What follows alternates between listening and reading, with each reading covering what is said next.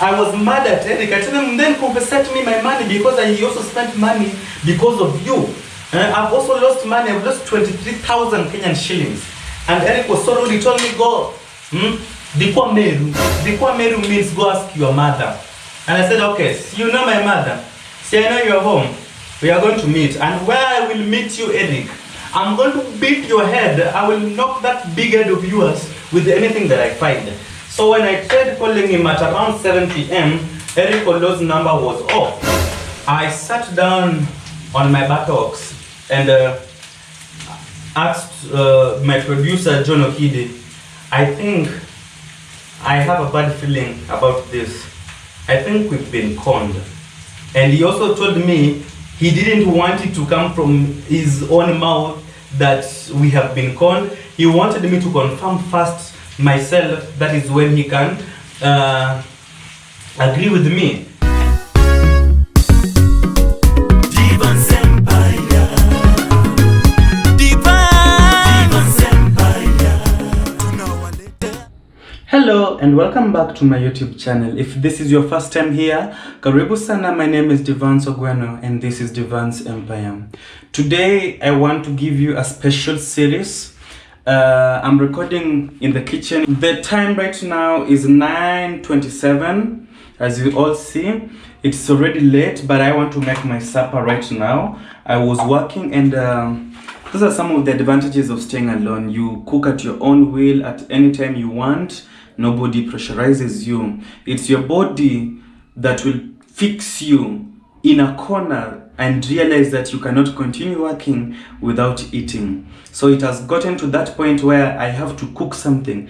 And I just thought it will be a good idea to make this video unique during this December season or December holiday. I want to cook as I give you some short stories about life. Let me tell you something, guys. Do you know one time in my life, I got conned by a schoolmate of mine. Can you imagine?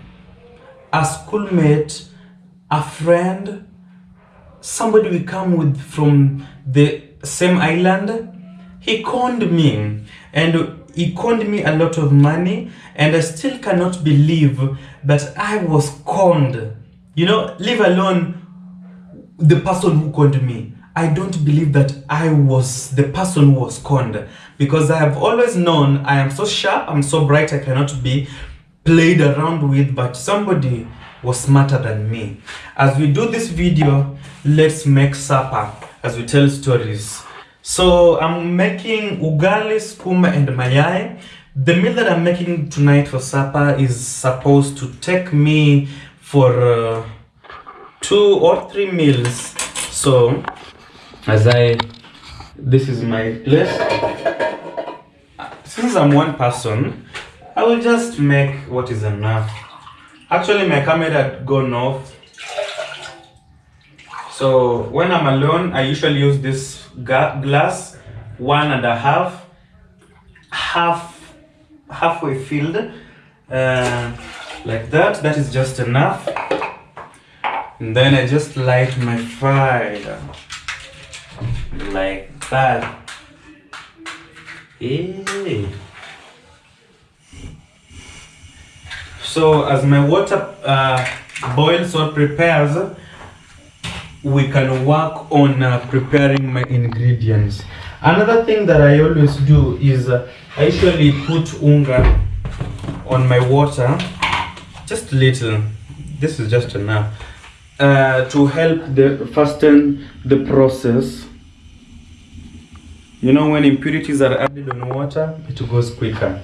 So that is what I'm doing right now. As that is preparing, let me cut or put my ingredients in order. All right, guys, this life, just as I was telling you before, a schoolmate of mine one day conned me. This schoolmate of mine is somebody who knows my family. I know their family.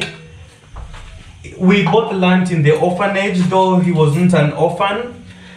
His main reason for coming in the orphanage was because the school was performing very well academically, and that meant many people are trying to find their ways into this private school to come and learn with us there.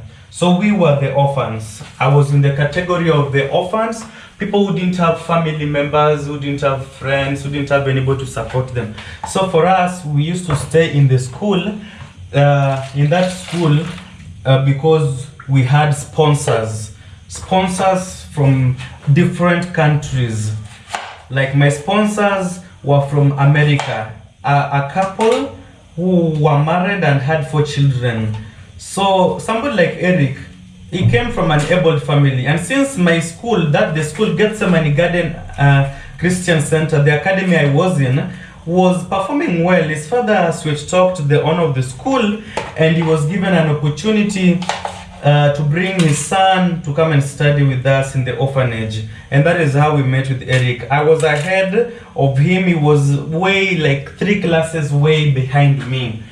So when Eric came to our school, I didn't know that he could have any kind of weird habits, So Eric was good. From the first day he was a good boy.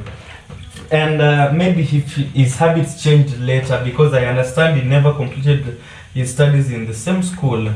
So one day after school, now we met out here as big people. I was busy browsing the internet when I came across Eric, and Eric told me that God blessed him and he is now staying abroad. He stays in South Africa. That was the first time in 2016. And I asked him, what are you doing there? Are you learning? What are you doing? And he told me that he is learning and also working in South Africa. And I believed him, because I was once in campus, and I believe and I know that you can be in a campus and also you can be studying and also working at the same time. So I knew Eric was well loaded, even for the fact that he told me he's studying engineering and he's also an engineer. And I told him, Eric, please help me with my music career. I'm really struggling so hard right now with my music career, and I want to be a better person. That was 2 years later. And he told me, oh, Devance, I relocated to, where do we call this place? America, United States. Now that is in 2018. You remember 2016, the boy was staying in a foreign country, South Africa, here in Africa. But later in 2018, he relocated to America. And actually, let me not lie to you guys, he's the one who started the conversation. And he said he was willing to support me. He wants me to tell him what can he do to make my life or to make my music career succeed. Ogwano, since I love money, and who doesn't love money? I quickly shared the information with him according to the current situation that I was in. In 2018, I had just come from working as a houseboy in one of the rich suburbs in Nairobi. So I didn't want to go there anymore. So I was looking for another job to do. My water has boiled. I was looking for another job to do. And in the meantime, I decided that, how can I set this?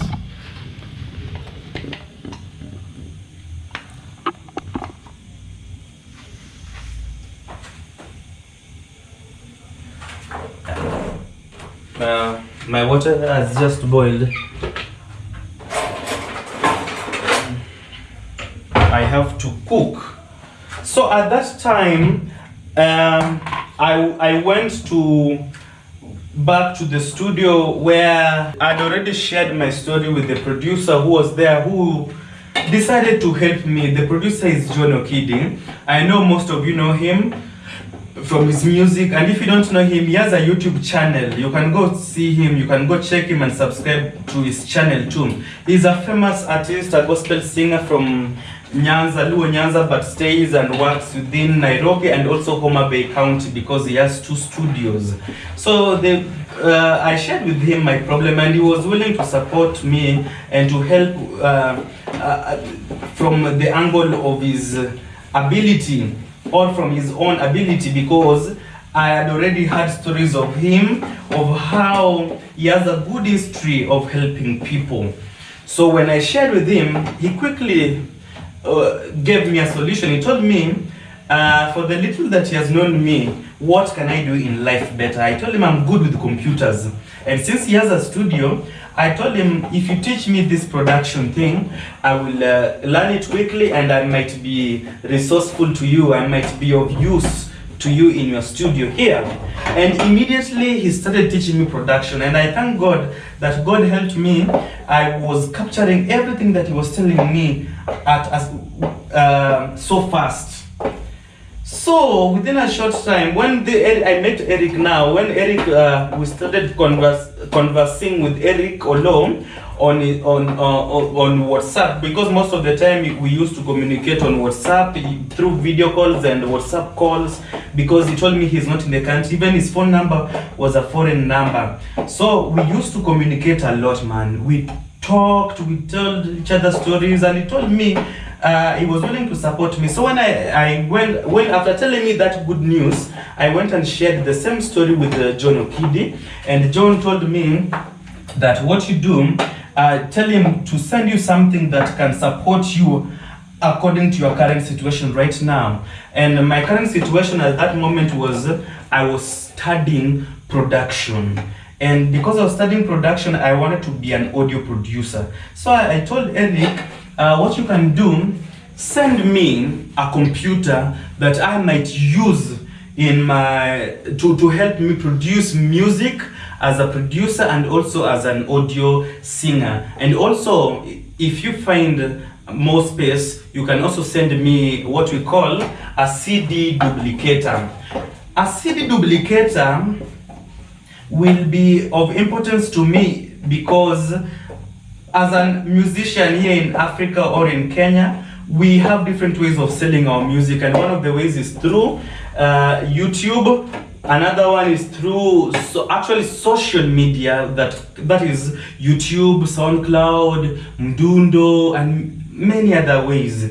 And then we have that is soft copy of your music, and then we have the hard copy, which is now through CD, memory card, and through phones, you know.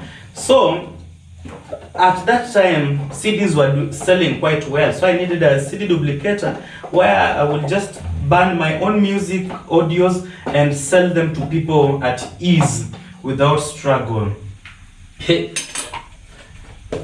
One day after speaking to Eric, one day, I mean 24 hours later, Eric literally told me that he had already sent me a parcel, and this parcel, I'm supposed to send him my email so that he can share it with the company, that the shipping company that is going to use to send me the parcel.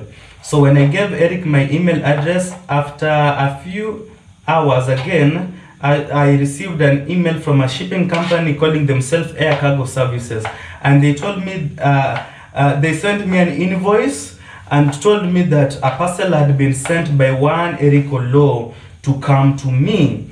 And when I confirmed the invoice, it was quite a good one. By the way, I saw the invoice. Let me confirm. As the invoice says, Eric sent me a printer, a photo printer, Epson printer that costed 202 American dollars. He sent me an 8-tower game CD or DVD duplicator. For duplicating CDs, it costed 201 Kenyan shillings. He also sent me a HP Pavilion A 14-inch touchscreen laptop. Intel is a Core i3, okay, but I appreciated it because The price was $673. All the things Eric bought me came to a total of $1,000.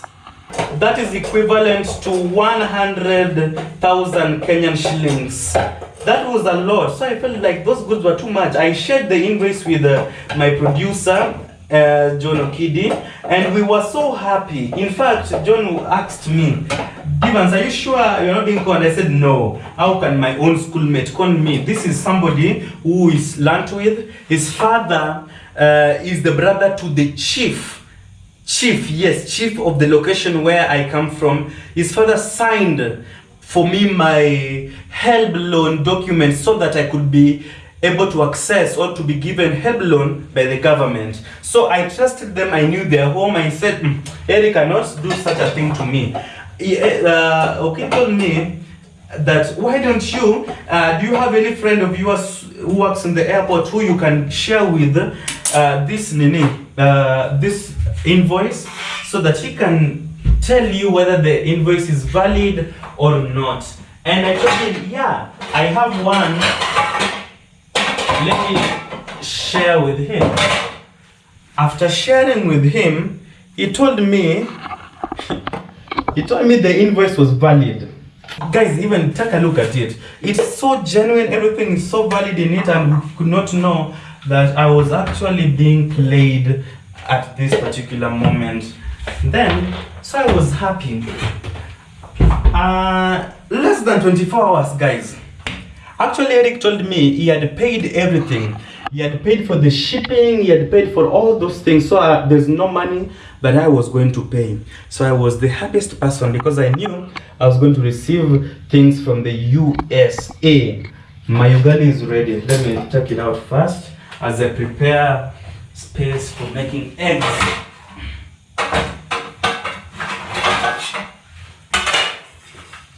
So this is my pan for making my eggs. And I need this one. It's for breaking the eggs. So let me take off my ugali first.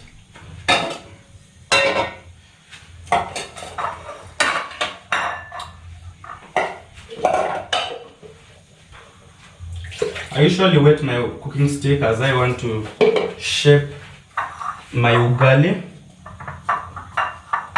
This one helps it not stick. Well, I cook little ugali because I don't eat too much, especially when I'm on my own. So this is just enough for supper. If I need another one, I will cook. I don't like cooking and eating cold ugali, but this is just enough. So guys, Eric told me that he had sent me a parcel, and the parcel that he had sent me, as you've all seen, it was worth 100,000 Kenyan shillings, equivalent to $100, $1,000. So he told me he had paid for everything and there's no need for me to worry about any other thing. Wait, guys. I receive a phone call from a strange number and they tell me they are the shipping company that was assigned to ensure my luggage or parcel gets to me. So they tell me my parcel has arrived, but there is a problem. As it was being checked in the security by their security team, they were frisking. You know, they always frisk this luggage or parcel that come from abroad, so that because of, you know, at that time terrorism was too much in the country. So they said they are doing that as a security measure. They need to know what is inside. If I have any foreign thing, then I will have to get arrested, or I'll be answerable to anything that will happen. So in the process, they tell me my luggage actually had already arrived, and I asked them, that was too fast, and they told me yes, it came by plane, and our offices are in Mombasa. So your luggage is with us in our warehouse in Mombasa, and we need to transport it to Nairobi. And since your luggage has just come in through Mombasa, our offices, we have to frisk it and we see everything that is inside, so that we ensure that it's carrying the things that were in the list. I said, sure, no problem. Once you're done, let me know. In case you need anything, let me know. After a while, After a few moments, I receive another phone call just from the same number telling me that my luggage has a problem. That inside, apart from the many things that were written in the invoice, there are other foreign objects that are inside that were not indicated in the parcel. And I asked them, what is it? What are they? And they tell me, we have found our wristwatch inside, we found some perfumes, and also noticed that there is some foreign currency inside. And I didn't know how much was it, but they wanted to know how much was it. I told them I don't know. And they told me, you know, guy, it is illegal to send money via parcel. And they told me that is money laundering. And guys, personally, I was so innocent. I hung up and called Eric, and Eric told me, yeah, I sent you the parcel, but then I'm sorry I didn't inform you that I had placed some money for you inside there. And I asked him how much was the amount. He told me $1,000. That is equivalent to 100,000 Kenyan shillings. And I told him, oh no, but you should have told me. Why can't you just send using the Mpesa, or maybe, no, I didn't know Mpesa by then could send money. I told him, why couldn't you just send money using Western Union? And he told me that he was in a hurry and he didn't have much money, he didn't want a lot of transactions.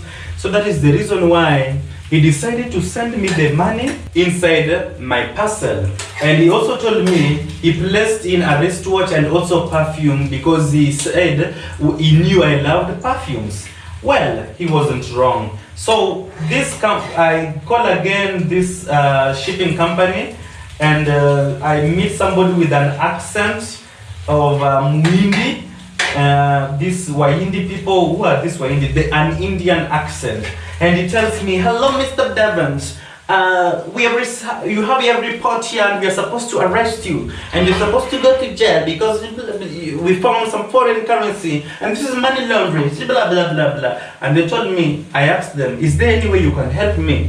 And they tell me, no, the only way we can help you is if you give us 30% of the money that was sent to you. And then I'm like, how am I going to give you yet? I've not yet even received the parcel itself. So you know, I started checking, thinking deep. I told them I don't have the money, and they reduced it to something like actually 15% of the money. 15% of that money is equivalent to 15,000 Kenyan shillings. And they told me that is when if I send them the money, they won't report the case to the police, and then they will actually release my luggage. So I was happy. I said, if that is what they can do, let me look for this money quickly so that they can give it to me. I quickly call Eric and tell Eric, this is what these people want. Eric tells me, right now he doesn't have any other cash he would have sent me, but then borrow from somebody, a friend of yours, who can lend you the money, and later we will refund back after you received the money. Because he said, Devance, you check the goods I've sent you, they're worth 100,000 Kenyan shillings. And I've also placed more money in your there, a total of 200,000 Kenyan shillings, which is equivalent to $2,000.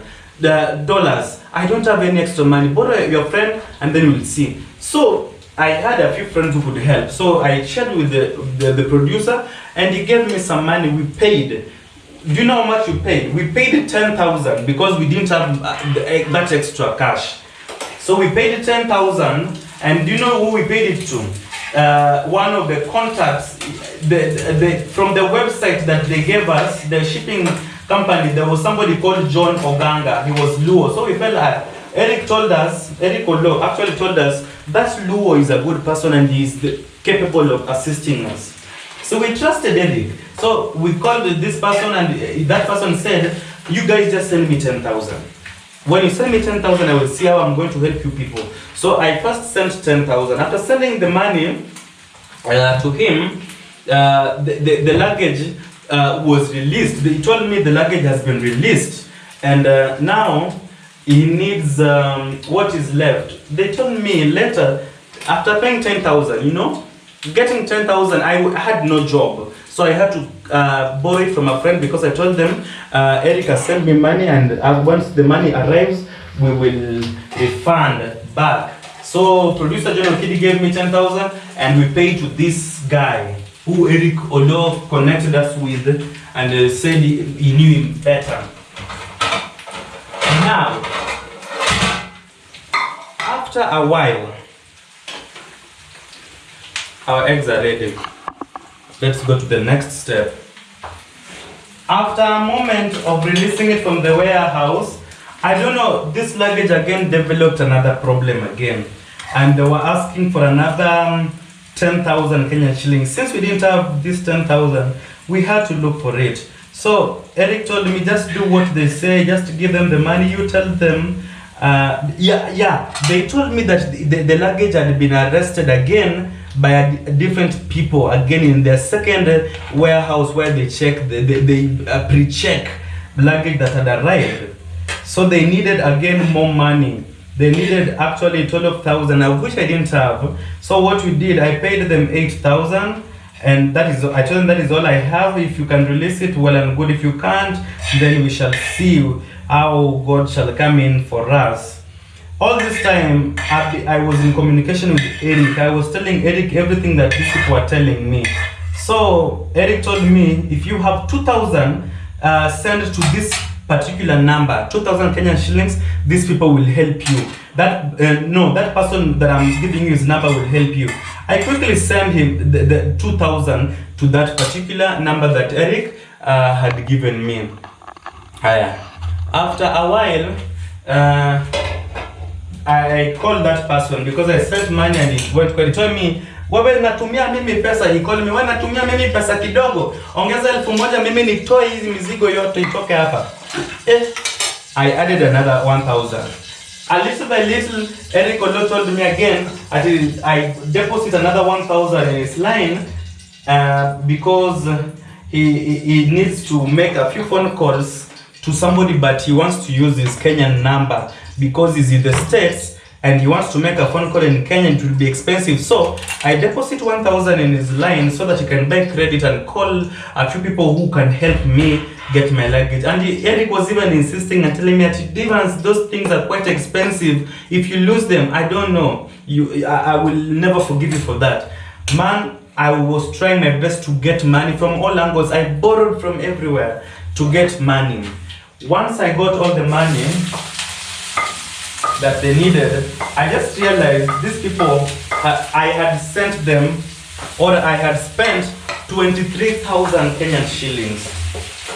23,000 all. Yet I haven't yet received my luggage. That was already about a few. I've remembered. They also asked me for some extra cash for my luggage to be released from the warehouse, because they said that they called it warehouse fee, because once your luggage arrives in the warehouse, it's supposed to stay there for a while, and for that 24 hours, after 24 hours money increases, and mine stayed there almost a week. And after that I was supposed to pay 1,200 per day for my luggage to be released. That was too much, man. So these people took to over 23,000 for me. After a while, I just noticed now that things are not working well for me, because they told me we have already, since you have cooperated with us well, we are going to release your luggage, but it's going to arrive in Nairobi the following day at around 4 p.m. I will receive a phone call from one of the agents from Nairobi, from the Nairobi office, who will later share with me information on how I can receive my luggage, because as they see, it's clearly indicated that it had been paid for and it was supposed to be delivered at my doorstep. So that gave me hope. I knew my luggage was going to come and I wasn't worried anymore. So I waited. The following day, 4 p.m., I waited for their phone call. Nobody called. 5, nobody called. 6, nobody called. Then later, I had my phone ring and quickly we're going to check who it was. It was Eric. Eric was asking me, have you received your parcel? And I told him, no, I haven't yet received, not even a phone call that they said they will call me. Then he tells me, let him call them. So when he decided to call them, he was supposed to get back to me on the same, after calling them, of which he didn't. So when I tried calling him at around 7 p.m., Eric Olo's number was off. They were telling me the subscriber's number is off. He was offline for 2 days. He is not in WhatsApp, his number is not going through. This other side where I am, all the numbers that were in the website of these people, all the contacts, be it Kenyan contacts or the foreign contacts, all of them were unreachable. Nobody was answering their phone calls. Hey, I sat down on my buttocks and asked my producer, John Okidi, I think I have a bad feeling about this. I think we've been conned. And he also told me he didn't want it to come from his own mouth that we have been conned. He wanted me to confirm first myself, that is when he can agree with me. And here we were, we just noticed we had been conned. Eric was not picking our phone calls, he was off, he was out of service. This company, all the numbers are off, we cannot trace them. We tried checking, digging deep into their website. We realized this website is not recognized by KRA, the Kenya Revenue Authorities. We later tried to even report them. We cannot find any details. The police want evidence. They were asking us they need money or they need something to show that you made payment, you send the numbers. When they try tracking the numbers are out of service. And then I sensed something. Truly, what we were sensing was right. We had just been conned. And we were not conned by somebody who is far away. We were conned by a close friend. Somebody who we studied with in the same school. Somebody from home. Eric Olo. I don't know why Eric Olo is a con boy, and that is what he does for survival, especially here in Kenya. When I called his father to inform his father about this incident, his father was shocked to learn that Eric is not in the country, that Eric is in USA. His father said, my son is in Kenya, he has never left Kenya. What do you mean when you say he's in the US? And I tell him, he's the one who's been telling us, and even this is his Kenyan, this is his USA number. You can see it here. And then, the father acts so shocked, and he says, no, this can't be true. He calls his son later he gets back to us and says his son has responded to him that he is in a meeting in Nairobi. Once he completes the meeting, he will get back to him, because his father was so concerned that such a thing can be accused of his son. So he wanted to be sure that the things we are saying are actually true or not true, but only his son can answer him. I didn't know that Eric was in Kenya, because the contract that I even sent him money, his Kenyan contract was off. His American line was off. The contracts in the website of the shipping company that he used were all off. Everybody was off. The pay bill that was in that Nini was no longer registered under that company. It was registered under a different company in River Road, Nairobi. And at that moment, I just knew Eric had conned me. I tried making phone calls, I tried reaching him, I tried writing him messages when I saw him online on Facebook. He never responded to my messages. Now, one day, actually 4 days later, Eric gives me a video call and he starts quarreling me and telling me, Devance, the video call was on Facebook, and he says, why did you decide to involve my father in this? why did you do that? I told him, if you are off all these days, what was I supposed to do? And then he tells me I am so ungrateful, I am so stupid. Actually, Eric abused me. He called me shitole, he called me all sort of names, and I was like, why are you calling me all these names? Then he tells me it's because I involved his father into this. And I was asking, Kwani, was your father not supposed to know that you sent me a parcel? Yes, we come from the same village.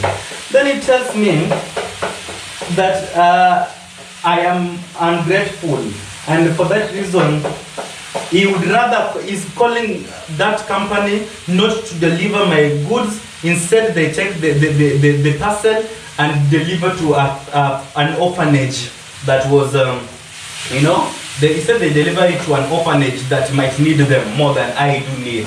I was mad at Eric. I told him, then compensate me my money, because I also spent money because of you.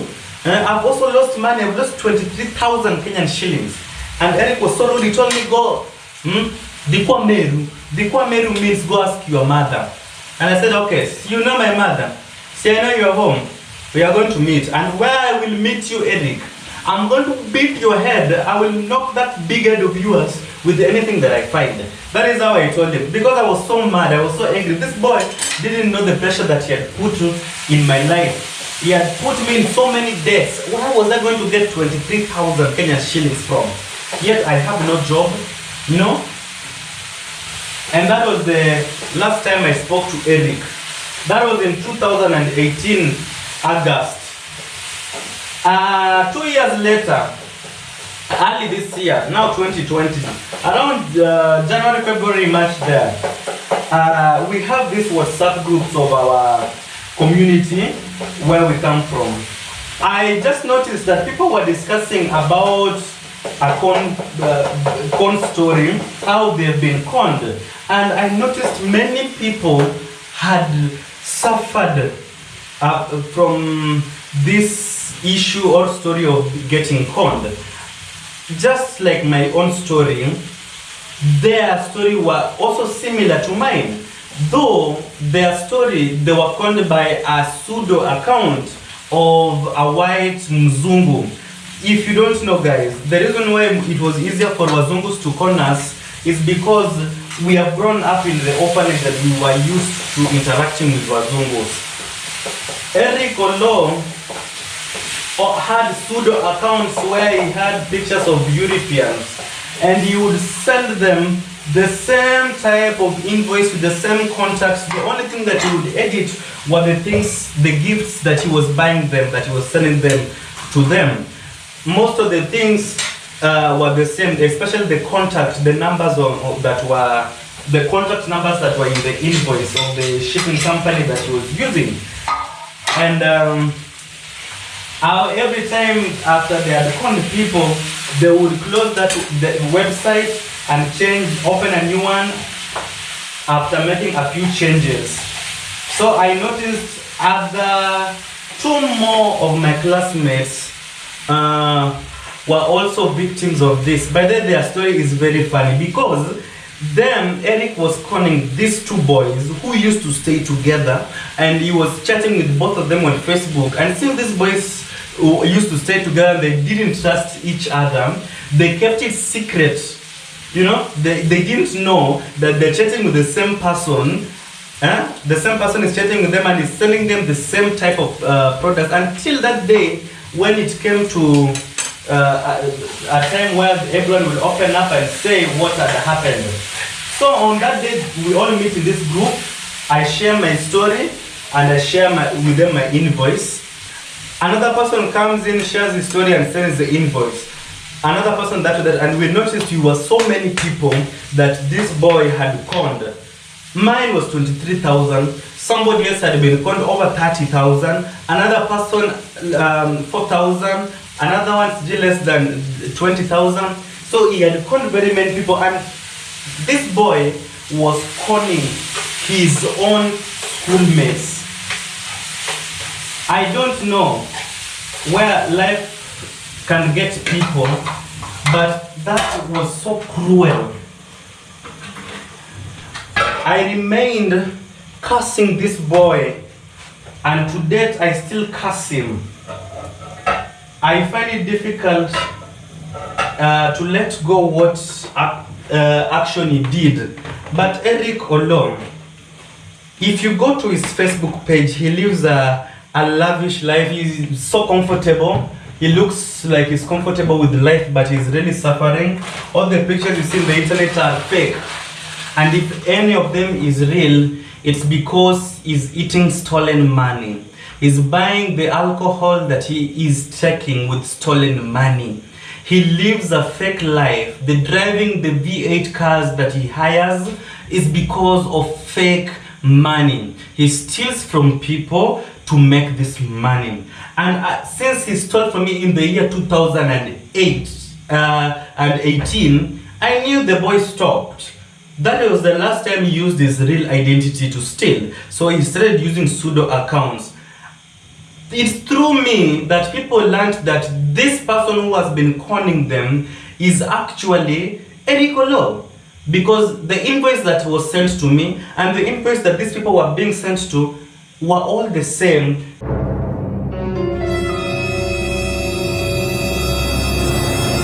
I'm very sorry, my country people. My camera went off and I couldn't complete my story at that particular moment. But then I'm glad I've shared most of it with you, and that is what happened. Be aware of con men. They don't come from very far. There are people who we know. There are people who have learned all the ways to con us. People who are familiar with our stories. There are people who are so close to us. So be aware.